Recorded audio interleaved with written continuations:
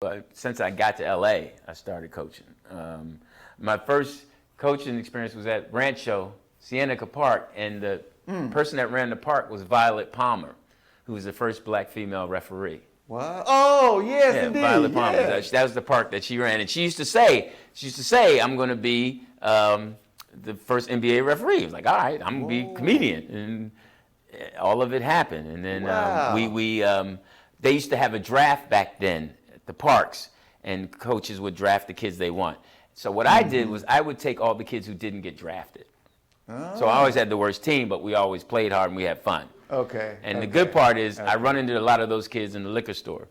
So and they hood kids, so they look out. Hey, what's up, coach? So I ain't got to worry about getting shot. I'm good in the hood. Wow. And the first team I ever coached, Baron Davis and Paul Pierce were on the team. It was at Inglewood YMCA. No. And if you ask Baron and Paul, they were like 10 years old. And what happened, the reason I got into it was because I was trying to get with this girl, and her son played on the team.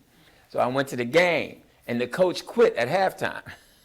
Thought that was cold. The coach quit Coach at quit. halftime. That's how bad they were. So I was like, I just went down, took over, and then I started. Mike Simmons, who ran the Inglewood Park, I was like, hey, would you coach? And I was like, all right, I coach. And then I sponsored. I didn't even really have any money, but uniforms didn't cost that much then. So Baron Davis will say, hey, that I sponsored his AAU team. But the funny thing was, I didn't play them. They didn't start because they were chubby. They were out of shape.